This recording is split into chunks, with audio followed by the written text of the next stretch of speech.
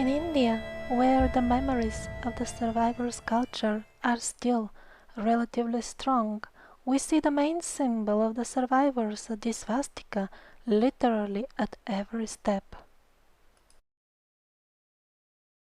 The embroideries of the traditional outfits of the Slavic people are literally made of countless small swastikas.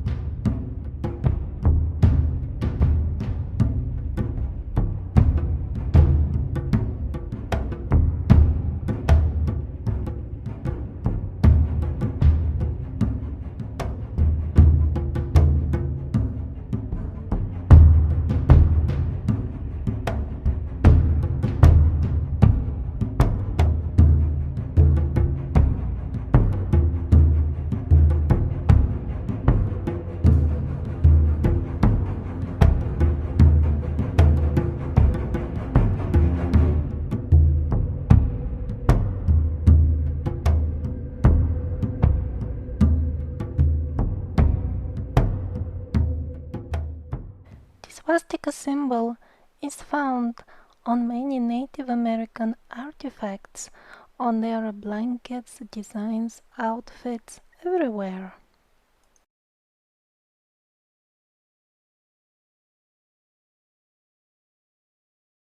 The last waves of survivors that came to the American continents did that few hundred years ago, and they brought the symbol of the swastika, the symbol of harmony, good luck, beauty, and fortune with themselves, and it was widely used in their daily life up until some maybe 100 years ago when it was abandoned along with all the other moral values that the survivors brought with themselves. Various sports teams and other organizations like the Boy Scouts used to use it as their emblem.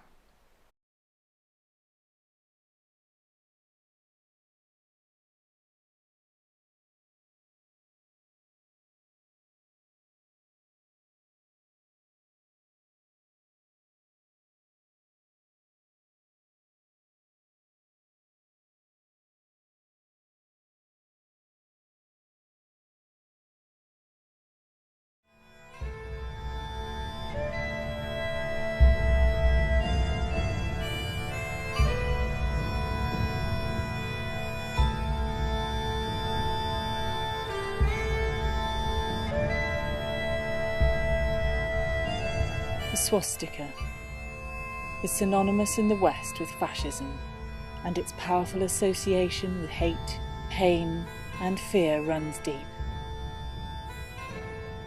But this negative connection is only relatively recent, as the swastika is found across all continents, and is seen in all religions and traditions, as it is one of Earth's oldest sacred symbols representing good fortune, peace and light.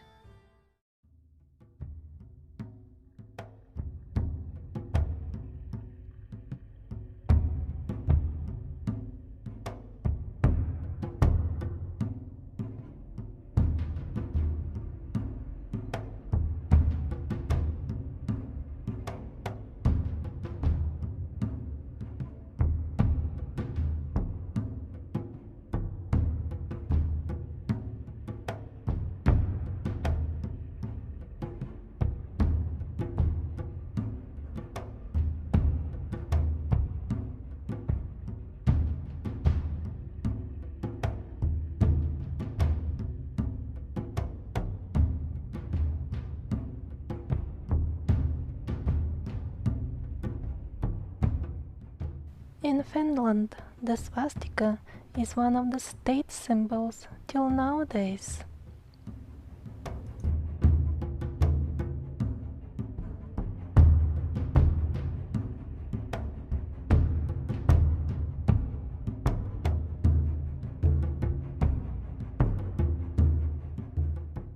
In Russia, it was always one of the main state symbols even in ancient times, and continues to be so even in the very recent past. It was all over the Russian money, the banknotes, and all over their historic artifacts as well.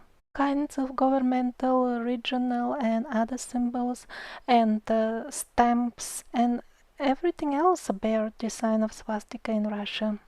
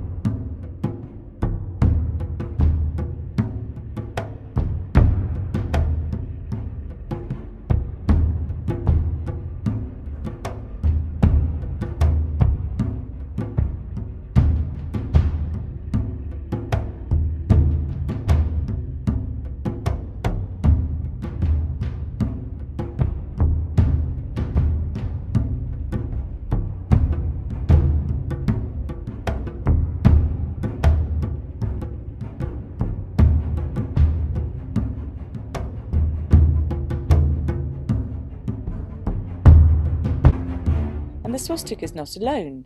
Countless so-called anomalies are found across the Earth, which don't fit today's version of mainstream history.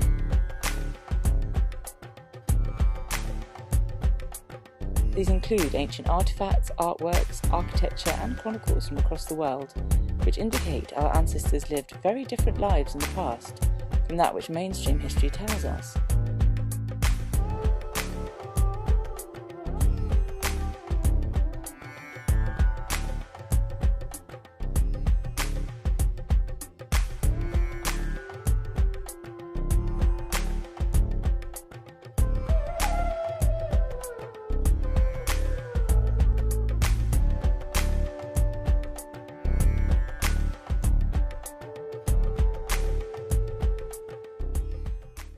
Many accept that today's dating of historical events undoubtedly have some errors, but to what scale? History, as we understand it today, was created and finalised during the 1600s, and Scaligerian chronology, the framework on which our mainstream timeline rests, is still the backbone of many historical dating systems such as archaeological dating today.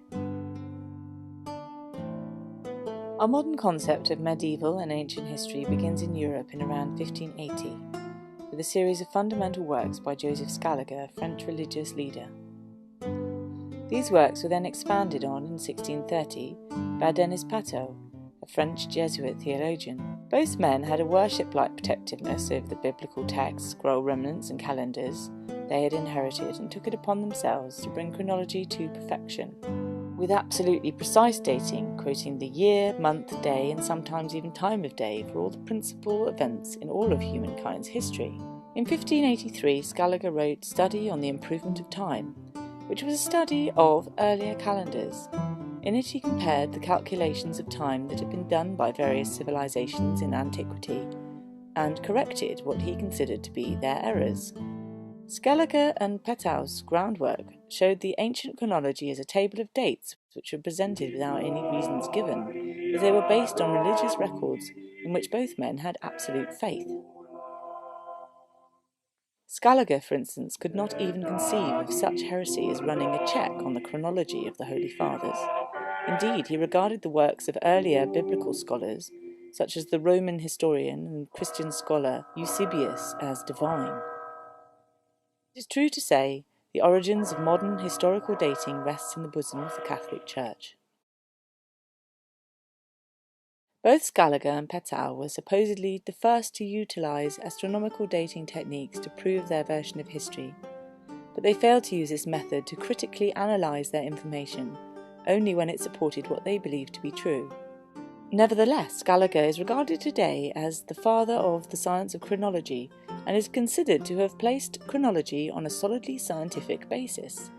Due to this scientific veneer, the Scaligerian version of ancient and medieval history went largely unquestioned before the 17th and 18th centuries. Even so, over the decades, many great scientists have criticised his timeline. For instance, Sir Isaac Newton wrote several books on the subject and concluded that both ancient Greece and Egypt had been artificially shifted back in time by a considerable amount.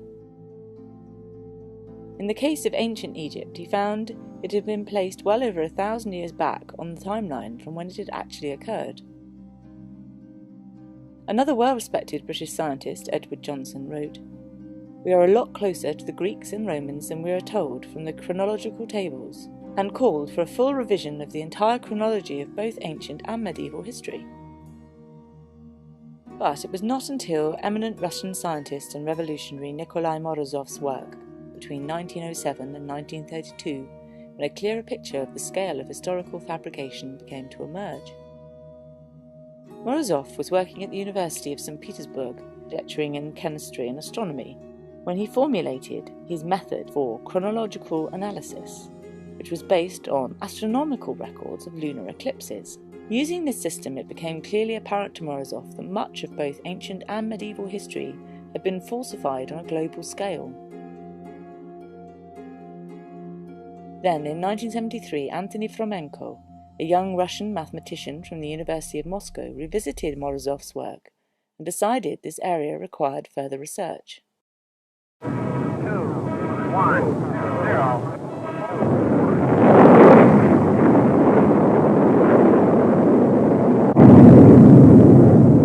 Fomenko had read the American astrophysicist Robert Newton's calculations on lunar motion, which showed a seemingly impossible leap between 700 and 1000 AD, when looked at using the accepted historical dating system. Although still a mystery officially, this so-called anomaly was decided to have been caused by some kind of mysterious extra-gravitational forces. The idea of questioning the historical dating system had not been considered, but the mathematician in Fomenko was not convinced by the solution and began to look further into datings of ancient lunar eclipses. He utilised both Newton's calculations and Morozov's eclipse tables, and in so doing, Fomenko discovered the anomaly had gone, a clear indication that there was something seriously wrong with the accepted chronology's timeline of historical events. After more than 40 years of research using statistical and mathematical analysis of original ancient sources, Fomenko found that not only the timing of events, but the events themselves had been distorted, and that many supposed dynasties were in fact identical duplicates of each other, spanning over gaps of 300 years or more. Among other eye-opening discoveries, Fomenko and his colleagues were able to show how ancient civilizations such as Rome, Greece and Egypt had occurred much nearer to our time, during what we call the medieval period, and that the Dark Ages were a complete fabrication of time that never existed, apart from in the historical interpretations of Scaligerian chronology.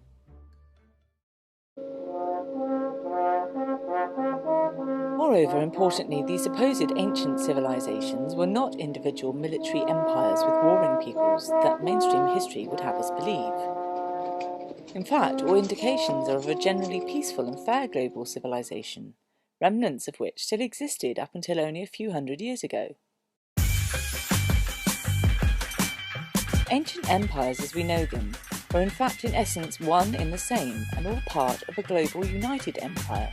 It was a culture that existed to serve the people. It functioned as an institution for trade coordination. It upheld human rights and was a civilization that did not treat people as slaves.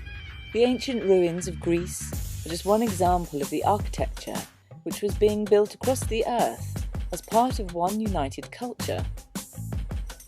The Mediterranean is not the cradle of our civilization, but was part of a much older global culture.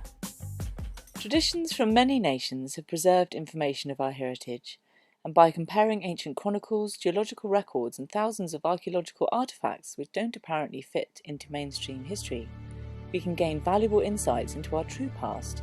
Scientists such as Russian geologist Alexander Holtopin utilize such techniques. Their research indicates that around 12,000 years ago, the final waves of survivors arrived to safety from a civilization far more advanced than our own is today. These were people whose understanding of the earth and space were phenomenal. They came from a culture where they knew how everything around us truly functions. Their religion was a universal knowledge, oneness and truth.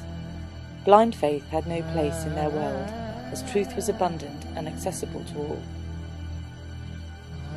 The survivors had travelled from multiple centres around the world, as much of their land had been submerged by oceans. Over time they had spread across the earth, bringing with them their advanced knowledge, culture and sacred geometric symbolism, the keys to the working of the universe.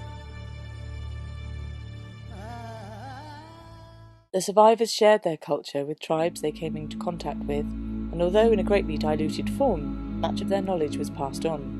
Today, their influence can be seen across the world in art, architecture, customs and spirituality, especially in such places as India and in Native American Indian culture.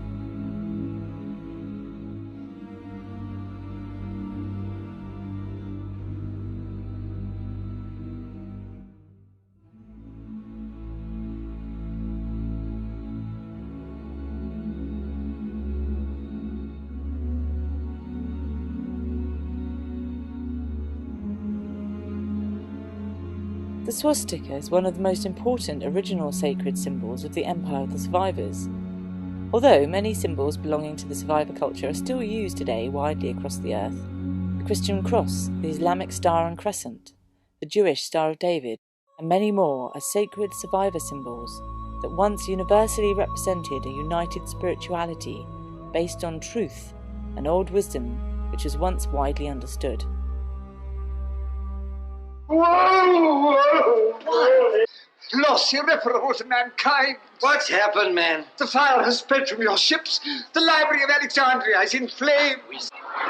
What is burning there is the memory of mankind. A shameful memory. Let it burn. Will you destroy the past? Aye, and build the future with its ruins. Distorting the story of how our ancestors lived in a peaceful and cooperative empire has negatively affected society immeasurably. So many disastrous misunderstandings are born from false history which still affects us today.